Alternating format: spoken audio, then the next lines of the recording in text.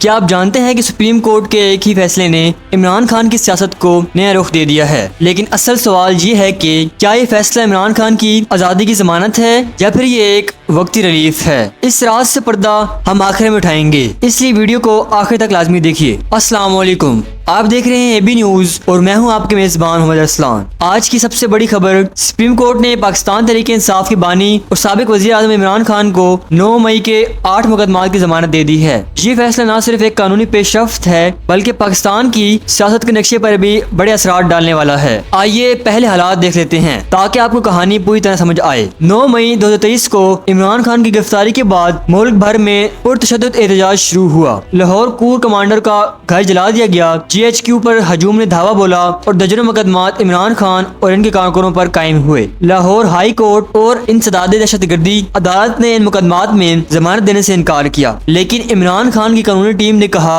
अभी तक फर्द जुर्म आयद नहीं हुई, चालान भी जमा नहीं हुआ, तो फिर मुकदमात कैसे आगे बढ़ सकते हैं। यही नुक्ते लेकर वो सुप्रीम कोर्ट गए। सुप्रीम कोर्ट का मुकदमा चीफ जस्टिस यहया अफरीदी की सरबराही में 3 रुकनी बेंच ने सुना। इमरान खान के वकील सुलेमान सफदर ने कहा 8 मुकदमात में से 5 में इमरान खान का नाम FIR में मौजूद ही नहीं। 3 मुकदमात में सिर्फ इल्जामात लगाए गए हैं, कोई पक्का सबूत सामने नहीं आया। दूसरी तरफ प्रोसिक्यूटर ने कहा इमरान खान इन मुकदमात में मरकजी किरदार हैं, हमारे पास व्हाट्सएप पैगामात, वॉइस मैचिंग टेस्ट और गवाहों के बयानात मौजूद हैं। लेकिन चीफ जस्टिस ने 2 टोक अल्फाज में कहा ये सब ट्रायल कोर्ट में देखा जाएगा, फिलहाल जमानत मंजूर करते हैं। अदालत ने हुक्म दिया कि अगर इमरान खान किसी और मुकदमे में मतलूब नहीं है तो इनकी रिहाई की जाए। अब नाज़रीन, असल बात यह है कि इस फैसले के असरात क्या होंगे। सबसे पहले फवाइद देखते हैं। PTI इसे अपनी इखलाकी और कानूनी फतह करार दे रही है। अवामी सतह पर इमरान खान के हामियों का मोराल बुलंद हुआ है। सियासी माहौल में PTI को नई जान मिली है। अब देखते हैं इसके नुकसानात। इमरान खान अब भी